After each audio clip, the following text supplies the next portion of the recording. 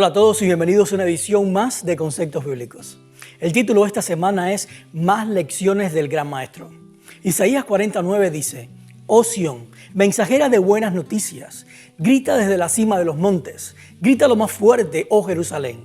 Grita y no tengas miedo, dile a las ciudades de Judá, vean aquí a su Dios. Cuando Jesús vino por primera vez, Jerusalén no fue mensajera de buenas noticias. Tampoco subió a la cima de los montes y gritó bien fuerte, vean aquí a su Dios. En cambio, Jerusalén fue la portadora de malas noticias. Fue la portadora de un evangelio tergiversado y la portadora de los principios del reino de las tinieblas.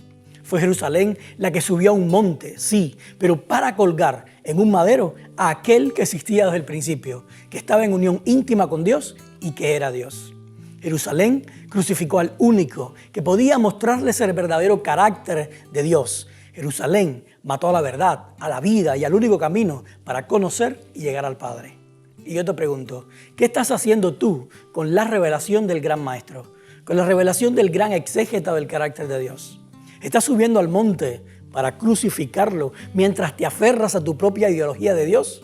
¿O estás subiendo al monte para conocer a Dios a través de Jesús y gritar desde allí bien fuerte y sin temor, vean aquí a su Dios? Comencemos.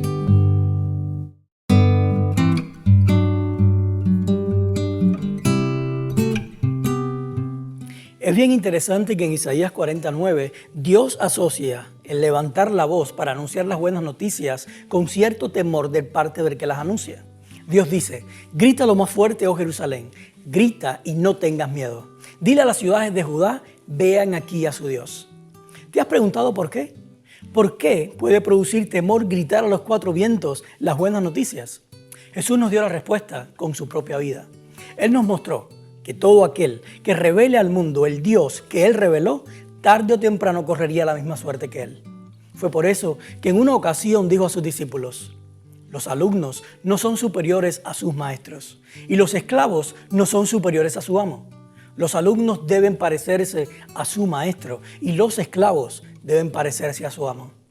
Si a mí, al amo de la casa, me han llamado príncipe de los demonios, a los miembros de mi casa los llamarán con todavía nombres peores.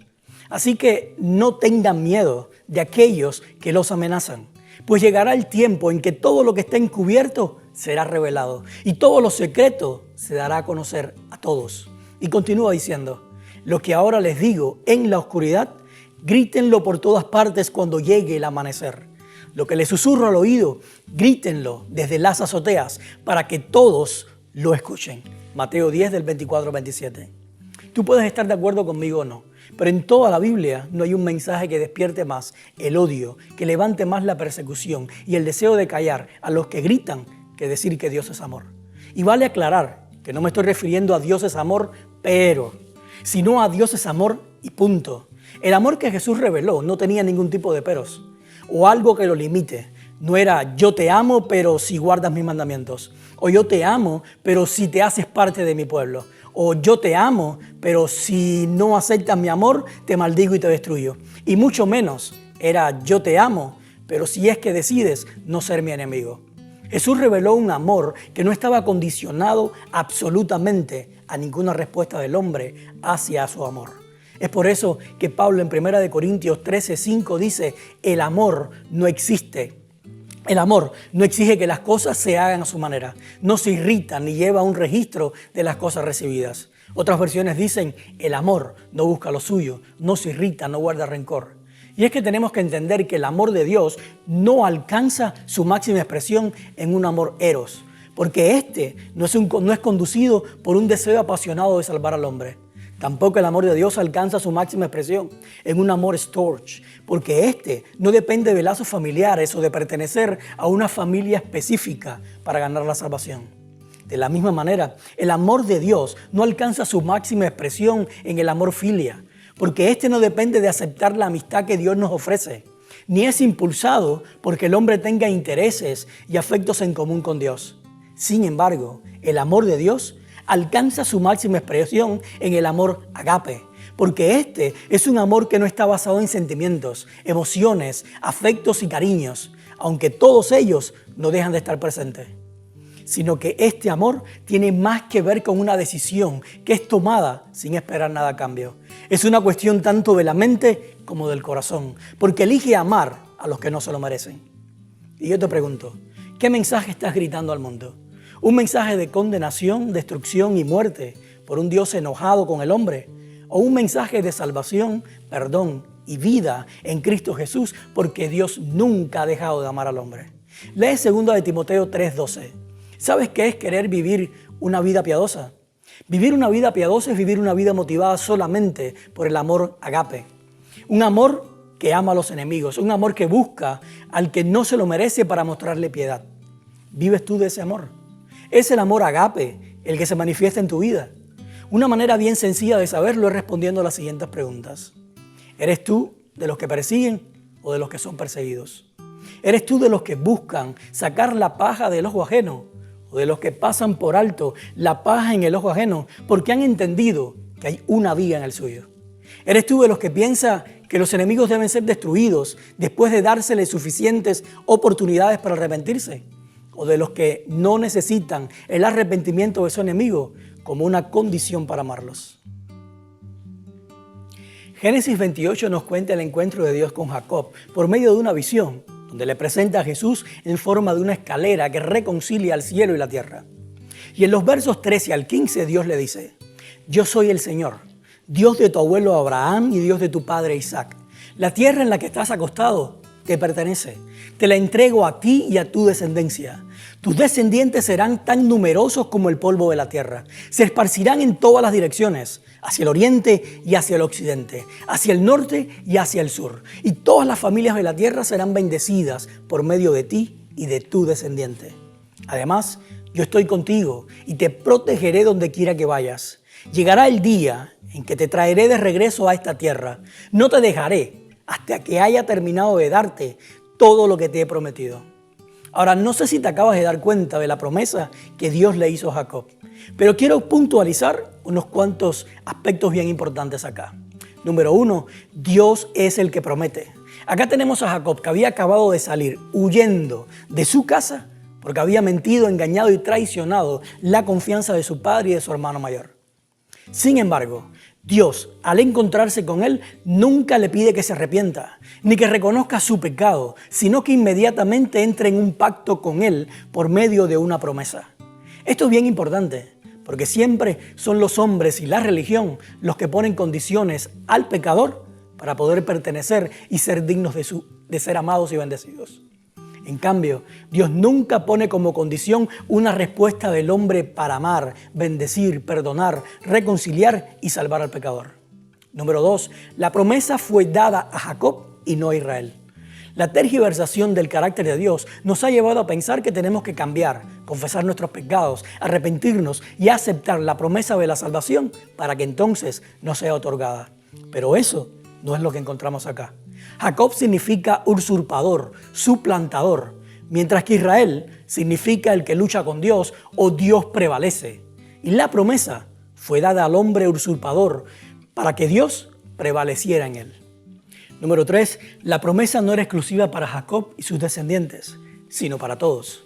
Dios le entregó a Jacob y a su descendencia la promesa de la salvación para bendecir a todas las familias de la tierra por medio de Jesús, que era el descendiente que habría de venir. Y número 4, Dios no te dejará hasta que haya terminado de darte todo lo que te ha prometido. Nota que cuando Dios se le presenta en visión a Jacob, quien tenía más de 60 años para ese entonces, él se presenta como el Dios de sus padres, porque era evidente que Jacob no conocía a Dios.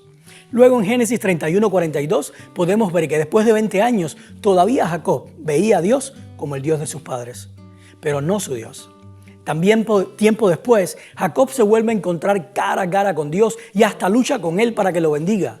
Pero a pesar de que Jacob se rinde a Dios y su nombre es cambiado a Israel, todavía no lo llama su Dios. Fue solo cuando Jacob entró en Canaán, sano y salvo, que éste levantó un altar para agradecer a Dios por su fidelidad y por primera vez llama a Dios el Dios de Israel, nombrando de esa manera el altar que levantó. Génesis 33:20. En todo este proceso, Dios nunca dejó a Jacob, pero no solo eso, sino que lo hizo entrar sano y salvo en Canaán aún cuando no lo reconocía como su Dios. Fue solamente el amor incondicional de Dios y su fidelidad a sus promesas lo que quebrantó el corazón de Jacob para que finalmente lo llamara su Dios. Y yo te pregunto, ¿hasta dónde llega el amor del Dios que tú conoces? ¿Hasta que tú no lo aceptes? ¿Hasta que tú rechaces su amor haciendo uso de la libertad que Él mismo te dio? ¿O hasta que su amor sea capaz de redimirte? Piensa en la experiencia de Jacob con Dios. ¿No crees que se cumplen en él las palabras de Romanos 2:4?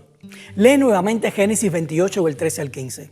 ¿Quién hace la promesa? ¿Quién cumple su promesa? ¿Quién es fiel a su promesa y a su pacto solo por amor? Lee Salmos 3:8. ¿De quién es la salvación? ¿De Dios o del hombre? Lee 2 de Timoteo 2:13. ¿Quién es siempre fiel? ¿Dios o los hombres? ¿De quién depende que la promesa sea cumplida? ¿De Dios o de los hombres? Génesis 28, del 13 al 15 es el pacto de Dios con Jacob. Pero Génesis 28, del 16 al 22 es el pacto de Jacob con Dios. Y la pregunta es, ¿cuál es la respuesta de Jacob al pacto que Dios acaba de hacer con él? El texto dice, luego Jacob hizo el siguiente voto. Si Dios en verdad está conmigo y me protege en este viaje, y si Él me provee de comida y de ropa, y si yo regreso sano y salvo a la casa de mi padre, entonces el Señor ciertamente será mi Dios. Y esta piedra que levanté como columna conmemorativa será un lugar de adoración a Dios, y yo le daré a Dios 1/10 de todo lo que Él me dé. No sé si acabas de darte cuenta que Jacob puso en duda todo lo que Dios le había acabado de decir que haría. Pero eso es lo de menos. Si nosotros analizamos los dos pactos, nos damos cuenta que ambos están basados en lo que cada uno es, o lo que es lo mismo. Cada cual habló según su carácter. Por ejemplo, si tomamos el pacto de Dios, vemos que 1 de Juan 4:8 dice que Dios es amor. Y 1 de Corintios 13, del 4 al 8, nos revela los principios de su amor. En adición a esto, Elena White comenta en su libro El deseado de todas las gentes, a la luz del Calvario se verá que el amor que no busca lo suyo tiene su fuente en el corazón de Dios, y que el manso y humilde, o sea, Jesús, en él se manifiesta el carácter de aquel que mora en la luz inaccesible al hombre. Y luego agrega, mirando a Jesús, vemos que la gloria de nuestro Dios consiste en dar. Cristo recibió todas las cosas de Dios, pero las recibió para darlas.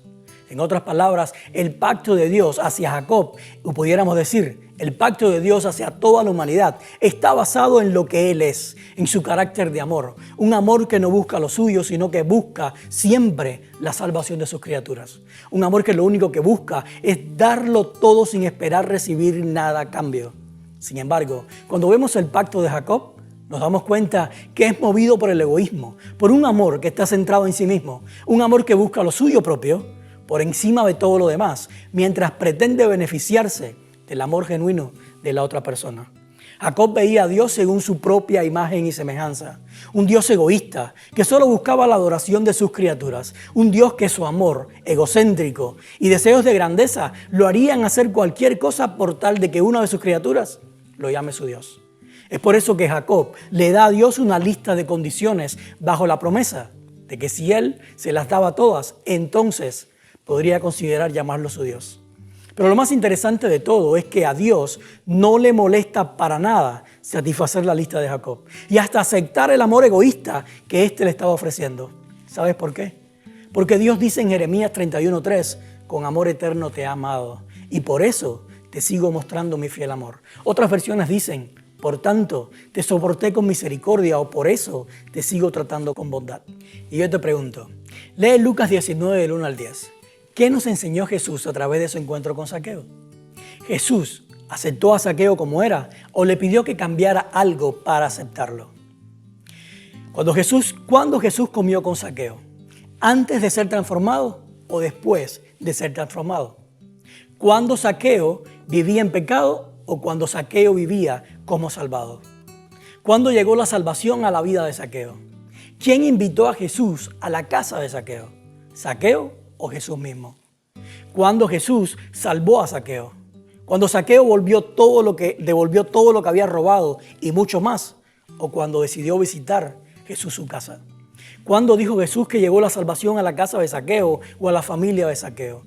¿Cuando Jesús decidió visitar su casa o cuando Zaqueo mostró los frutos de la salvación que Jesús le había dado? ¿No se parece esto a lo que dice Hechos 16:31? Para el bonus de esta semana quiero comenzar con esta cita. Al principio de la gran controversia, Satanás había declarado que la justicia no concordaba con la misericordia y que si la ley había sido violada, era imposible que el pecador fuese perdonado. Cada pecado debía recibir su castigo, sostenía insistentemente Satanás. Y si Dios remitía el castigo del pecado, no era un Dios de verdad y justicia. Insistía que Dios no podía ser justo y al mismo tiempo mostrar misericordia al pecador. Deseado de toda la gente, página 709. Hoy en día muchos cristianos siguen proclamando las mismas acusaciones de Satanás al decir que la justicia de Dios no concuerda con su misericordia, o lo que es lo mismo, Dios es amor, pero también es justo. Y es que no podemos ver más allá de lo que nosotros somos. Es por eso que al igual que Jacob, hacemos a Dios a nuestra semejanza, imagen y semejanza, en vez de dejar que Dios sea el que nos transforme a la imagen y semejanza de Él. Pero vamos al gran maestro o al gran exégeta del carácter de Dios y veamos qué nos enseñó en cuanto a esto. Jesús en Lucas 15, del 11 al 32, nos cuenta la conocida parábola del hijo pródigo, la cual en realidad nos habla más del carácter del Padre que cualquier otra ilustración que Él antes haya usado. En esta historia, un padre tenía 2 hijos y los 2 hijos tenían exactamente el mismo pensamiento que Satanás introdujo en el cielo y que muchos cristianos hoy en día proclaman como parte del carácter de Dios. Y esto es que Dios es justo y su justicia no puede dejar sin castigo al pecador. Ahora, cuando nosotros vemos al hijo menor, nos damos cuenta que al reconocer su pecado inmediatamente concluye que merece un castigo de su padre. Así que se levanta, dice la historia, y planea decirle a su padre: yo no merezco que se me llame tu hijo. Trátame como si fuera uno de tus jornaleros. Lucas 15, 19. Sin embargo, Jesús fue bien claro en dejarnos saber que el padre no castigó a su hijo menor ni le dio lo que se merecía, sino que pasó por alto su pecado y lo recibió como si nunca se hubiera marchado de la casa. Por otra parte, tenemos al hijo mayor, que al ver lo que el padre hizo, se molesta con él, porque éste acepta y restituye la posición de hijo a su hermano menor sin haberle dado el castigo que se merecía. Y es que la imagen del Padre que estos 2 hijos tenían es aquella que el pecado ha puesto en nuestros ojos o delante de nuestros ojos para no ver claramente el carácter de Dios. Ellos creían que un castigo apropiado tiene que ser sufrido antes de que pueda ser dada una restauración. Sin embargo, Jesús en esta historia nos mostró cómo es verdaderamente Dios. Porque el padre no castigó al hijo menor, pero luego restaurarlo, sino que lo abrazó como si nunca hubiera pecado. De igual manera, el padre tampoco castigó al hijo mayor por su falta de amor hacia su hermano menor, sino que se quedó fuera con él, en medio de la oscuridad, mientras su odio y su falsa concepción del padre lo hacían llorar de rabia y crujir sus dientes por el castigo que nunca fue otorgado a aquel que se lo merecía. Esto me recuerda a las palabras de Jesús cuando le dijo a los religiosos de su tiempo: les aseguro que los recaudadores de impuestos y las prostitutas van a entrar primero que ustedes al reino de Dios. Y es que aquellos que se quedarán rechinando los dientes y en la oscuridad no serán aquellos que no aceptan el amor de Dios o el amor del Padre hacia ellos, sino aquellos que no aceptan el amor del Padre hacia aquellos que ellos creen que no se lo merecen. Y yo te pregunto, lee Isaías 48, del 8 al 11. ¿Por qué Dios refrena su ira y no le da al pecador el castigo que se merece? Y si nombre significa carácter, entonces no es por su carácter de amor que Dios pasa por alto el pecado del hombre para extender sobre él su gracia. ¿Cómo vindica Dios su nombre o su carácter? ¿Castigando al pecador con la destrucción que se merece o salvando al pecador de la destrucción que se merece? Lee Efesios 2, del 1 al 10. Según los versos 4 y 5, ¿cuál es la única razón por la que Dios nos da vida juntamente con Cristo? ¿Puede un muerto desear la vida? ¿En qué condición estaba el hombre cuando Dios decide a través de Cristo darle vida, salvación, perdón, restitución y sentarlo junto a Él en los lugares celestiales? Hemos llegado al final del estudio de hoy y espero que con estos 2 últimos estudios, donde hemos visto a Jesús como el gran maestro y como el gran exégeta de Dios, muchos de ustedes hayan comenzado a descubrir que el carácter de nuestro Padre no es como muchas veces nos enseñaron. Y no se trata de que nos hayan querido hacer daño a propósito al mostrarnos un Dios tergiversado, sino que muchas veces cometemos el error de enseñar a Dios sin antes ir a Jesús para que nos quede o nos quite el velo que no nos permite ver con claridad el verdadero Dios. Recuerda siempre las palabras de Jesús cuando dijo: sin mí nada pueden hacer. Juan 15:5. Que Dios te bendiga y nos vemos la próxima semana.